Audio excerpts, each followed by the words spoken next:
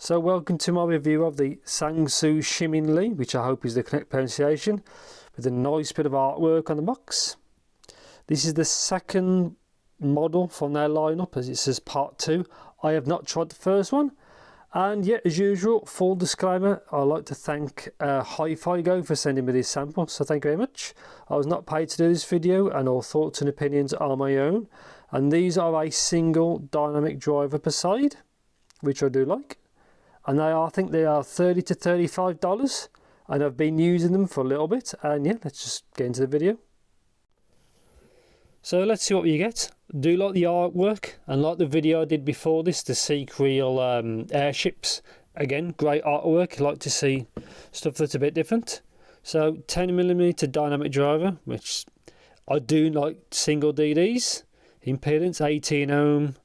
109 decibel sensitivity. I've used this before this, so I know what it's like, and it's not difficult to power. Cable length is 1.2 meters, 2-pin 0.78, and obviously there's the cable type. And mine is the grey one. There is also kind of an obnoxious gold one, but obviously I don't have that, so I've got the grey. Let's see what you get. Dun dun dun. They're missing, because they're right here. So only one thing is they are a fingerprint magnet. So that's what they look like. Build quality is more than you'd expect. So it's $30 to $35. This is built, and the metal construction is like, you'd expect this to be twice the kind of price. So it's very affordable for the sheer, you know, the kind of materials it uses. So Shimin Li. Let's see what you get. Clearly labelled. If I can get these out. That's 1, 2. Accessories. Double-sided.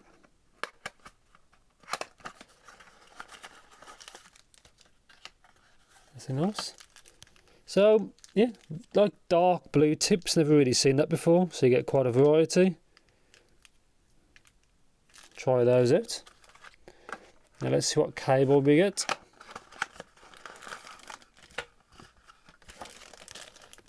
So yeah, obviously I'll open this up, but it reminds me a little bit of the Soft Ears RS5 kind of cable, a little bit familiar. So yeah, that's pretty much it. So obviously I've been using these, so I know what it's like. I think that's it. I don't need any paperwork. So yeah, obviously I'm going to graph these now, because I actually haven't graphed these yet. I tried to use them first, put some hours on them, and then graph them after. That's just how I want to do my impressions. So yeah, I'm going to graph them, put some more time on them, and I'll see you in the future. So on to the review part of the Tangzu Shimin. I hope that's the correct pronunciation. So I've been using these for a couple of days. The cable reminds me a little bit of the Soft Ears RSV, which is a compliment. So this we can see like it's unwound. So 3.5. Seems like metal quality cable. It is a little bit, I'd say, stiff. So but it's not too bad, not too bad. The chin sliders here works okay. Obviously onto the connectors. So L and R, you can see there, just about there, and yeah, not too bad at all. Also, it does come with a bunch of similar tips, so you pick the ones that suit you best. The bore sizes aren't really any different, but the texture is a little bit on the actual tip, so the outer housing, so one might grip you better than the others, so just bear that in mind. So yeah, let's get into these. So it's going to build quality. Build quality on these is very good. As you can see the dampener there. Yeah, so very, very good quality. They are quite heavy. If I didn't know these are like $30, $35, I'd expect these to be at least twice the amount for the sheer kind of overkill build quality, like a chromed dark silver finish. Really good. So yeah, let's go into comfort. So I found the comfort okay, but again, like I said, they're a little bit heavy. The shells are a little bit larger. Well, compared to the Sequel, it's quite a bit bigger. Bit of a different size there, but obviously they're a different kind of price. But yeah, not too bad at all really, considering the bigger, plus it's 2-pin as well. But yeah, comfort was okay. The nozzle length, see it's a longer length there, which makes, I think, better fitment compared to like the leisurely audio I did recently, where that part was wide, you know, the base. But this is, it's not too bad at all. So let's talk about resolution. So resolution on these I thought was kind of average. Excuse me. So resolution was average, could have been better, could have been worse. Again, these are, I think them $30 to $35, depends if you got them on the pre-order and things like that. But yeah, for $35 it's okay, it's not too bad at all. I've heard worse for these prices, and I've also kind of heard better, but for what they are, I'm kind of happy with the resolution. Tonality, or timbre as people call it, I found it okay. It sounds a little bit off sometimes, his vocals, like a little bit hazy, if it's probably the correct word. I think it's because the lower treble's boosted, but we'll talk about that in a bit. So power and sensitivity, I found it quite easy to power, considering, and no real issues. So whatever you've got should power these with, I don't see any issues. So I've tried with a few of my audio adapters. I've tried with audio, my top-in gear, and it's all good. So yeah, let's get on to the meat and veg of it. So I'm going to overlay the graph now, and the actual driver matching is pretty good. There's a little bit in the treble, see it's like 1-2 dB off, which is so small it doesn't matter. But bass is slightly elevated. They're not for bass heads or anything like that. Excuse me. But yeah, it's okay. I found the bass kind of average.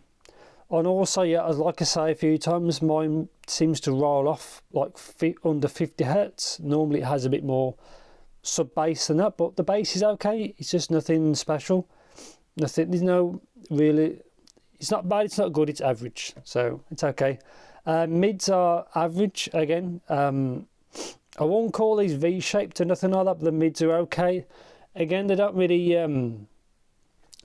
stand out. They're just okay, really. As you can see though, the upper mids are forward, but they're forward like a lot, which is probably the biggest negative with these, because it shoots up quite a lot. But then other bits are rolled off. But yeah, they're okay. I wish there was more there. It seemed like I said, it sounds kind of hazy. It does lack detail. I wish the details was a little bit better. But yeah, that's what to say really. So treble, probably the worst part about these is that lower treble. It's elevated quite a bit, and then it drops off quite a bit. So some things are forward, some things are back. I wouldn't say these are dark sounding. They're definitely not that. But like I said, it sounds hazy where you go. It shoots up quite a lot, then it drops off quite a lot, which is a bit of a same. Makes things, like I said, some things are very forward, like some instruments are, and then some are like further back. It either needs the treble past that lifting up, or probably that reducing a little bit to bring it more balanced. But the overall sound of these, I'd say it's a fairly neutralish kind of sound. It depends if you like that tuning.